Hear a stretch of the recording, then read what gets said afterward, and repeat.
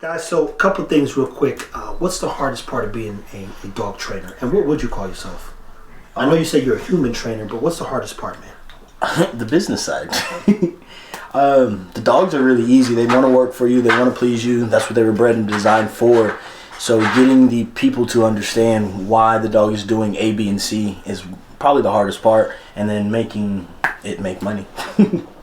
And so from a business standpoint then, how big is the opportunity when it comes to training people's dogs?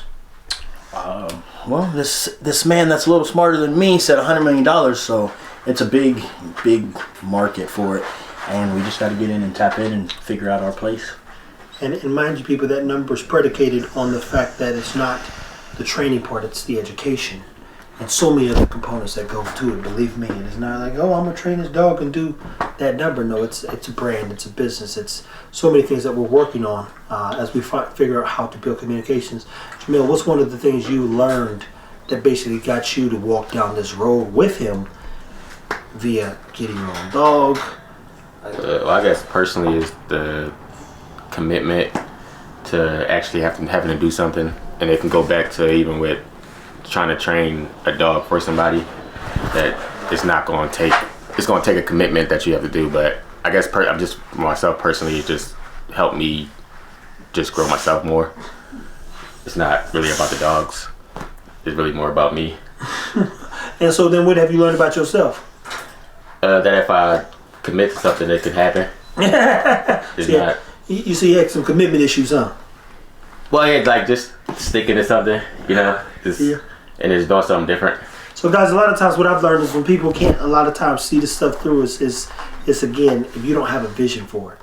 Remember when we were kids, everybody said don't play them video games that make you dumb and waste of time.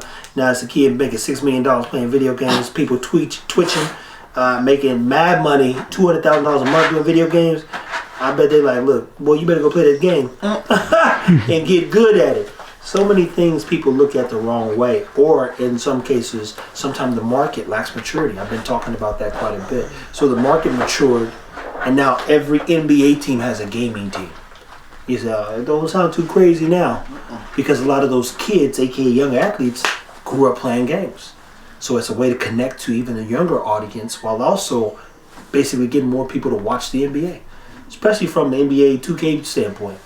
At any rate, being a dog trainer is not the hard part. Being a businessman is. Yeah. And sometimes that's where it can get confusing too. You go, man, this thing, I'm making money. I'm helping a lot of dogs. Something's off still. Yeah, because I'm doing a lot of work and it needs to scale, because you can only do so much work in 24 hours, regardless who you are. And we have to figure out how to scale to even more people, because we got people in London, they're like, oh, we love what you do, we want to work with you, and it's like going overseas is a whole adventure in itself. And if we can have like that online program and having the clear communication, everything, and package it up, ship it overseas, that'd be a lot easier, and then everybody can eat. There you go. So people, stay tuned, take care of your dogs. We're going to continue to highlight and share moments like this where we're all trying to figure out how to be a little bit more, be a little bit better, and not isolate us to a box. One of my favorite things, I know again, people don't like Gay, but he said, when they were basically looking down on him at becoming a designer per se, he said, don't marginalize me. We get marginalized sometimes based on our color, sometimes based on what we do, and what I'm doing ain't got nothing to do with what I'm going to do. What I did doesn't define where I'm going either. So as I tell him, and I've told him many times, you can't get bit the rest of your life. You have 2 bad elbows, a bad shoulder, 2 bad hips, some terrible knees, and then still have nothing to show for other than some scars and some wounds. And it's not sustainable. So when you look at any business model, you say, how do we sustain this? How do we grow this? What can we do to change things? So stay tuned, take care of your dogs, and as always, thank you for watching.